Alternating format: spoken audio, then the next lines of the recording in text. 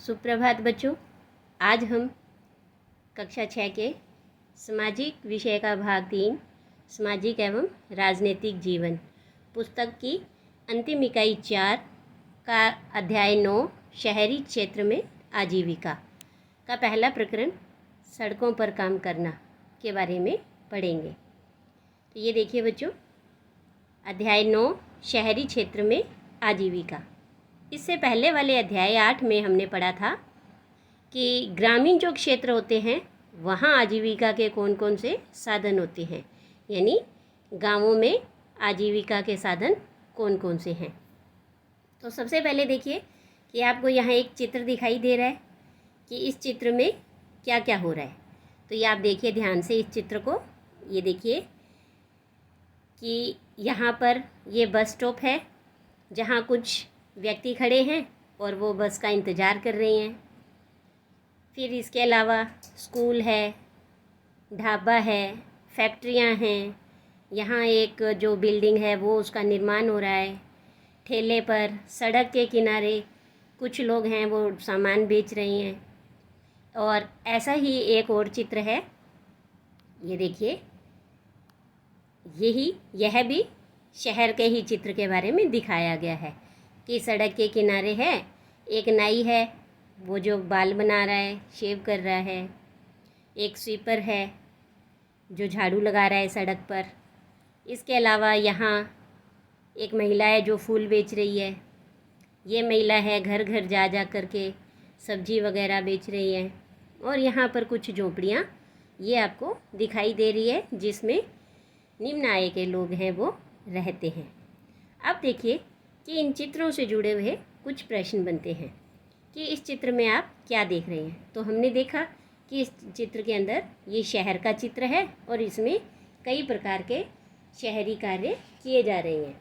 इसके बाद दूसरा प्रश्न है कि आप पहले ही ग्रामीण क्षेत्र के लोगों के कार्यों के बारे में पढ़ चुके हैं और पिछले पाठ में दिए गया जो चित्र था और इस चित्र की आपस में तुलना करके देखिए।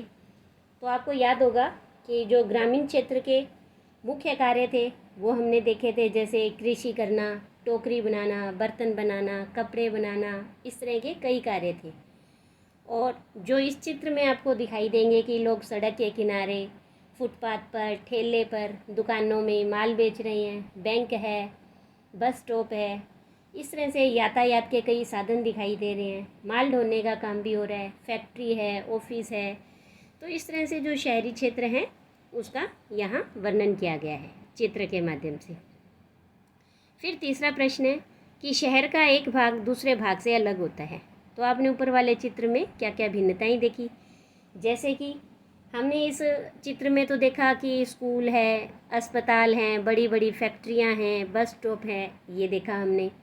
और इस चित्र में हमने देखा कि जैसे शहर से दूर कुछ हिस्से में यहाँ पर ये झोपड़ियाँ हैं जहाँ पर गरीब तबके के लोग रहते हैं, जिनकी आय है, कमाई के साधन हैं वो कम हैं। तो ये देखिए शहरी क्षेत्र में कि भारत में 5000 से ज़्यादा शहर हैं और 27 महानगर हैं।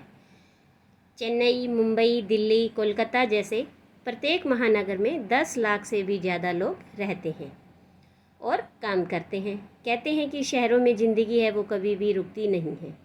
चलिए एक शहर में जाकर देखें कि वहाँ लोग क्या क्या काम करते हैं, क्या वे नौकरी करते हैं या अपने ही रोज़गार में लगे हुए हैं, वे अपना जीवन कैसे चलाते हैं, क्या रोज़गार और कमाई के मौके समान रूप से सभी को शहरों में समान रूप से मिलते हैं। तो इसी पर हम इस अध्याय में चर्चा करेंगे। तो सबसे पहले है सड़कों पर काम करना। यह वह शहर है जिसमें मेरी मौसेरी बहन रहती है और मैं यहाँ गिनी चुनी बार ही आई हूँ, यानी बहुत कम आई हूँ। और यह बहुत बड़ा शहर है।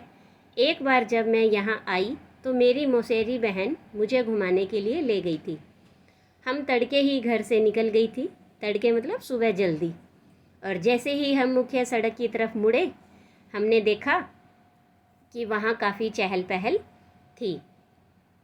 सब्जी बेचने वाली अपनी रेडी पर टमाटर, गाजर व खीरे को सजाने में व्यस्त थी ताकि लोग देख सके कि उसके पास बेचने के लिए क्या क्या है। और सब्जी वाली के पास में ही यानी उसके बगल में ही फुटपाथ पर एक फूल वाली बैठी थी। वह सुंदर और रंगीन तरह तरह के फूल बेच रही थी। हमने भी उसे लाल और पीला गुलाब खरीदा। फिर सड़क के दूसरी तरफ पटरी पर एक व्यक्ति अखबार बेच रहा था और वह चारों ओर से लोगों से घिरा हुआ था और हर कोई अखबार को पढ़ना चाहता था। वहाँ से बसें ज़ोर ज़ोर से हॉर्न बजाती हुई गुजर रही थी। ऑटो रिक्शा है वो स्कूल के बच्चों से ठसाठस भरे हुए थे। पास के पेड़ के नीचे ही एक मोची छोटे से टीन के बक्स से अपना सामान निकाल रहा था। मोची जो जूते चप्पलें ठीक करता है। वहीं सड़क के किनारे नाई अपना काम शुरू कर चुका था और उसके पास एक ग्राहक पहले से ही था। सुबह सुबह वो दाढ़ी बनवाना चाहता था। सड़क से थोड़ी दूर जाकर एक औरत ठेला गाड़ी में प्लास्टिक की बोतलें, डिब्बे, बालों की पिन, चिमटी, ये सब यानी कि जो भी मेकअप का सामान है वो बेच रही थी। वहीं पर एक दूसरा व्यक्ति घर घर बेचने के लिए साइकिल पर सब्जियां ले जा रहा था। हम उस जगह पर आ गई जहां रिक्शे वाले एक कतार में यानी एक लाइन में खड़े होकर ग्राहक का इंतज़ार कर रहे थे और हमने एक को बाज़ार जाने के लिए तय किया और बाज़ार वहाँ से 2 किलोमीटर दूरी पर था। यानी बाज़ार है वो थोड़ा दूर था, इसलिए इन दोनों बहनों ने क्या किया, रिक्शा ले लिया किराए पर। अब देखिए कि ये यहाँ पर आपको दिखाई दे रहा है कि ये रिक्शे वाली लाइन है और इसमें ये जो रिक्शा चालक है वो रिक्शा पर ही सो रहा है। तो बच्चू मांझी ये एक रिक्शा वाला है। तो ये क्या बताता है कि मैं बिहार के एक गांव से आया हूँ और जहाँ मैं मिस्त्री का काम करता था। यानी कि जो रिक्शा यहाँ पर वो रिक्शा चला रहा है लेकिन अपने गांव में क्या करता था, वो मिस्त्री का काम करता था। मेरी बीवी और 3 बच्चे गांव में ही रहते हैं। हमारे पास ज़मीन नहीं है। गांव में मिस्त्रीगिरी का काम लगातार नहीं मिलता था और जो भी कमाई होती थी वह परिवार के लिए पूरी नहीं पड़ती थी। जब मैं शहर पहुंचा तो मैंने यह पुराना रिक्शा ख़रीदा और इसका पैसा किश्तों में चुकाया और ये काफ़ी साल पहले की बात है। मैं रोज़ सुबह बस स्टॉप पर पहुंच जाता हूं और ग्राहक जहां भी जाना चाहे उन्हें मैं वहां छोड़ देता हूं।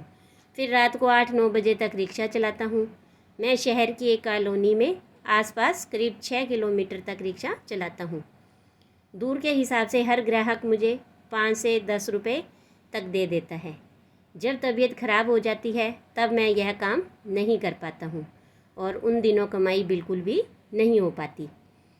मैं अपने दोस्तों के साथ किराए के कमरे में रहता हूँ। वे सब पास की फैक्ट्री में ही काम करते हैं और रोज़ 80 से 100 रुपये तक मेरी कमाई हो जाती है और जिसमें से 50 से 60 रुपये खाने के और किराए पर खर्च हो जाते हैं और बाकी मैं क्या करता हूँ, अपने परिवार के लिए बचा लेता हूँ। ये सारी बातें जो बच्चू मांझी एक रिक्शा वाला है वो बता रहा है। तो साल में 2-3 बार ही मैं अपने परिवार से मिलने गांव जाता हूँ। जो पैसा शहर से बेचता हूँ मेरा परिवार उसी पर जीता है और कभी कभार मेरी बीवी वहाँ गांव में खेतों में मजदूरी करके थोड़ा बहुत कमा लेती है। तो देखा आपने कि इन शहर में जो इस तरह से छोटे मोटे काम करते हैं उनकी जो ज़िंदगी है वो आसान नहीं होती है, लेकिन उन्हें मजबूरी में शहर जाकर काम करना पड़ता है। अब देखिए यहाँ पर भी कुछ प्रश्न हैं कि बच्चू मांझी शहर क्यों आया था। तो वो धन कमाने के लिए शहर आया था क्योंकि गांव में उसे नियमित मिस्त्रीगिरी का काम नहीं मिलता था।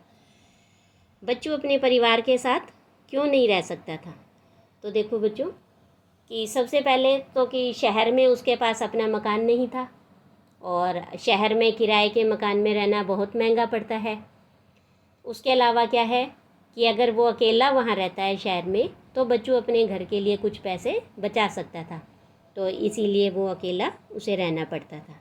इसके बाद है कि किसी सब्जी बेचने वाली या ठेले वाले से बात करिए और पता लगाइए कि वे अपना काम कैसे करते हैं, जैसे तैयारी करना, खरीदना और बेचना, इनके लिए वो क्या क्या करते हैं।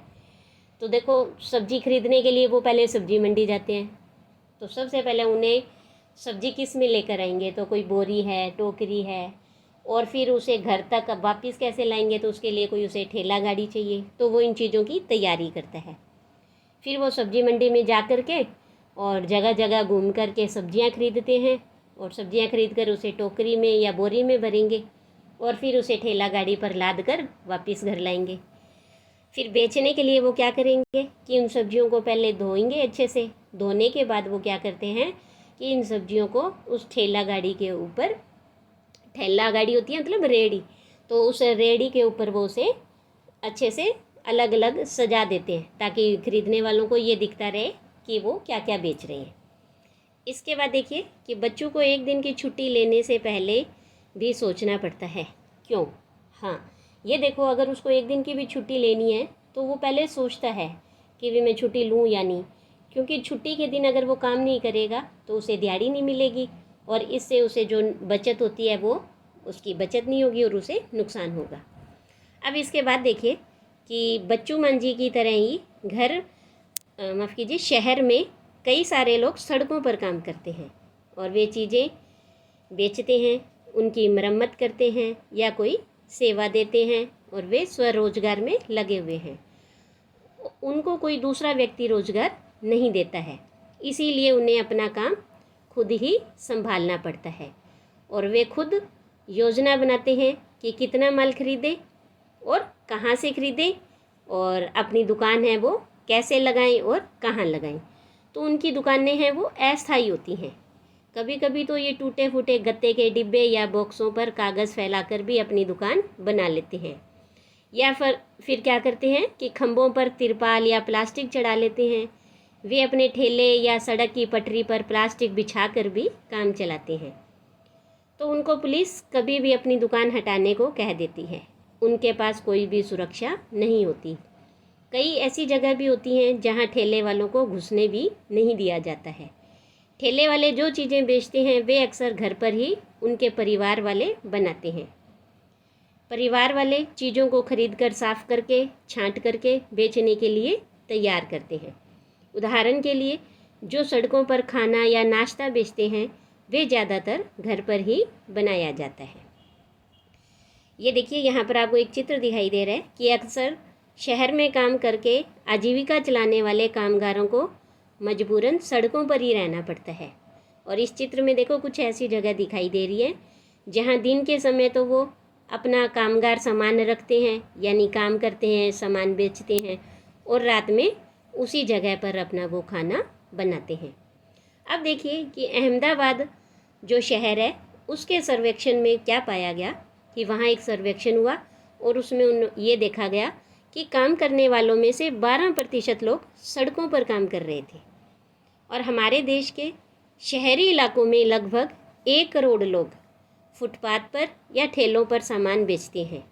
और अभी हाल फिलहाल तक गलियों और फुटपाथ पर इस काम को यातायात और पैदल चलने वाले लोगों के लिए एक रुकावट की तरह देखा जाता था। यानी कि इनको ये लगता था कि इससे गलियां हैं वो रुक जाएंगी, फुटपाथ पर जो पैदल चलते हैं उन्हें परेशानी होती है, तो इस तरह से उन्हें क्या एक रुकावट के तौर पर देखा जाता था।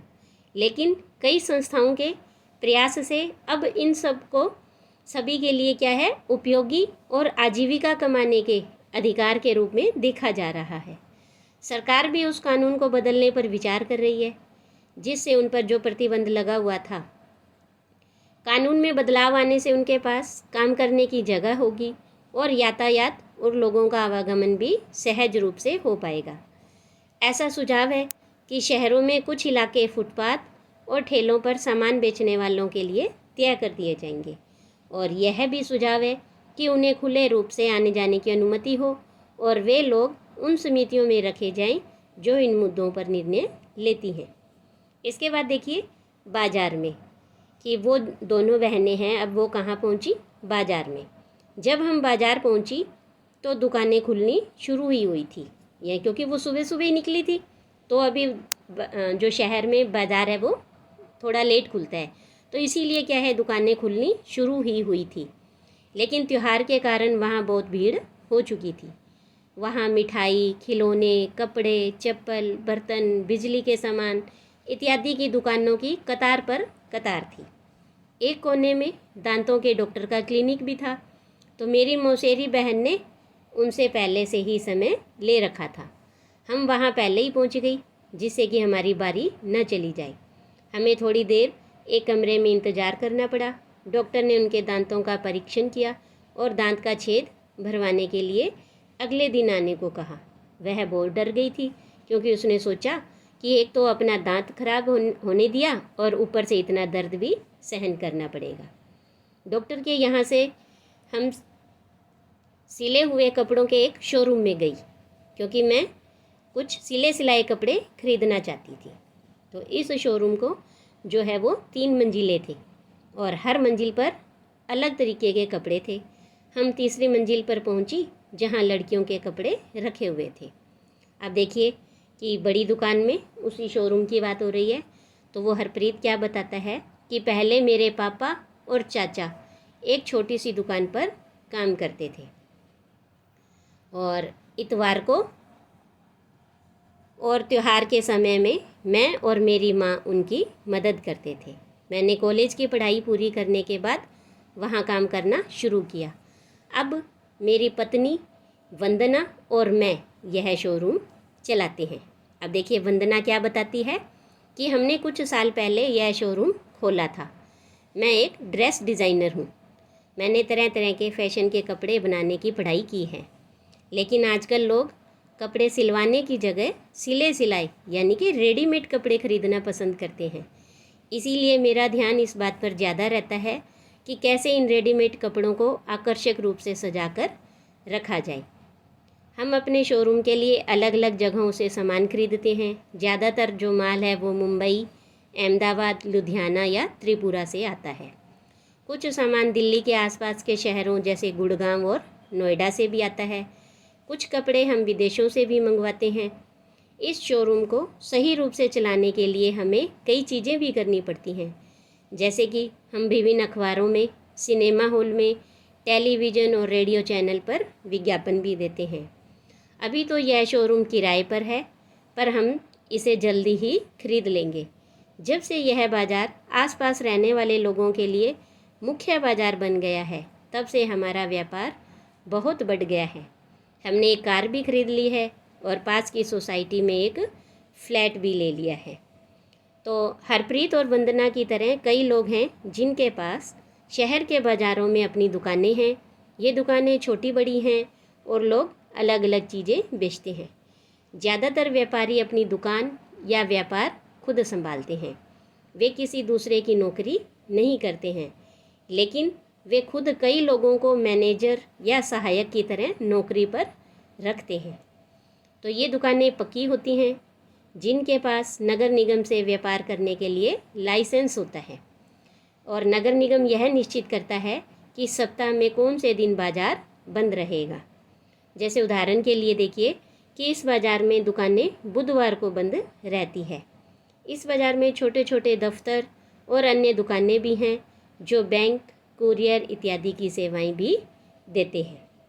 अब देखिए यहाँ ऊपर प्रश्न है एक कि वंदना और हरप्रीत ने एक बड़ी दुकान क्यों शुरू की और उनको यह दुकान चलाने के लिए क्या क्या करना पड़ता था।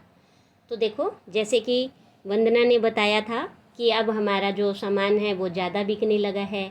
सिले सिलाए कपड़े हैं, लोग उनको ज़्यादा पसंद करने लगे हैं, सिलवाने से वो परहेज़ करते हैं। तो इसीलिए जो उसका ध्यान है वो इस बात की ओर गया और उसने अपनी जो शोरूम है उसे और अधिक बड़ा किया, उसे ज़्यादा सुंदर सजाया। और सबसे बड़ी बात क्या है कि जो आजकल ग्राहक हैं वो अच्छी तरह से बैठने के लिए जगह भी चाहते हैं। तो इसीलिए उसने ये बड़ी दुकान खोली और उनको चलाने के लिए कई कार्य करने पड़ते हैं। जैसे अलग अलग जगहों से उन्हें सामान खरीदना पड़ता है, सामान को सजा कर रखना पड़ता है, उनकी कीमत निर्धारित करनी पड़ती है, और उसके अलावा उन्हें टीवी में, अखबार में, सिनेमा हॉल में विज्ञापन देने पड़ते हैं और सामान बेचना पड़ता है। इसके बाद देखिए कि एक बड़ी दुकान के मालिक से बात कीजिए और पता लगाइए कि वे अपने काम की योजना कैसे बनाते हैं। क्या पिछले 20 सालों में उनके काम में कोई बदलाव आया है। तो देखिए कि जो वो लोग हैं वो योजना कैसे बनाते हैं। तो सबसे पहले तो वो क्या है कि उस शोरूम को या तो किराए पर लेते हैं, और जब व्यापार अच्छा चलने लगता है तो पैसा बचाते हैं और फिर उसे अपना शोरूम खरीदते हैं। और जब वो शोरूम उसे खरीद लेते हैं। और उसके बाद देखिए कि 20 वर्षों के बाद क्या परिवर्तन आए कि पहले लोग केवल कपड़ा खरीदते थे और पर आजकल क्या लोग हैं कि नए नए डिज़ाइन के, मॉडर्न डिज़ाइन के सिले सिलाई कपड़े खरीदना पसंद करते हैं। तो इस तरह से 20 सालों में काफ़ी परिवर्तन आया है। इसके बाद देखिए कि जो बाज़ार में सामान बेचते हैं और जो सड़कों पर सामान बेचते हैं उनमें क्या अंतर होता है। तो देखो, जो बाज़ार में सामान बेचते हैं सबसे पहले तो उनकी दुकानें हैं वो स्थायी होती हैं, और जो सड़कों पर सामान बेचते हैं उनकी दुकान क्या है वो स्थायी नहीं होती, वो पटरी पर, फुटपाथ पर कोई गत्ता या तिरपाल वगैरह लगाकर अपना सामान बेचते हैं। दूसरा कि जो बाज़ार में सामान बेचने वाले हैं वो ज़्यादा लाभ पर सामान बेचते हैं, और सड़कों पर सामान बेचने वाले हैं वो कम लाभ पर अपना सामान बेचते हैं। इसके अलावा क्या है कि जो बाज़ार में बड़ी बड़ी दुकानें होती हैं वो हर तरह की सामान बेचते हैं, और सड़क पर जो सामान बेचते हैं वो लोग क्या करते हैं, जो हमारा रोज़ाना काम आने वाला सामान है वही चीज़ें ज़्यादा बेचते हैं। इसके अलावा कि बाज़ार में सामान बेचने वाले हैं वो बड़ी मात्रा में सामान बेचते हैं, यानी अधिक सामान बेचते हैं, जैसे होलसेल में, है ना, जिसे थोक में कहते हैं, तो थोक में सामान बेचते हैं। और जो सड़कों पर सामान बेचने वाले हैं वो छोटी मात्रा में सामान बेचते हैं। तो इस तरह से जो सड़क पर बेचने वाले हैं इनका सामान ज़्यादातर कौन है, निम्न आय वाले लोग हैं वो खरीदते हैं, और बाज़ार में जो सामान बेचा जाता है उन्हें मध्यम या उच्च आय वर्ग के लोग हैं वो खरीदते हैं। तो इसके बाद क्या है, वो दोनों बहनें जाती हैं फैक्ट्री में। तो फैक्ट्री में जाकर उन्होंने क्या देखा और क्या समझा ये हम आगे की वीडियो में पढ़ेंगे। आज के लिए इतना ही, धन्यवाद।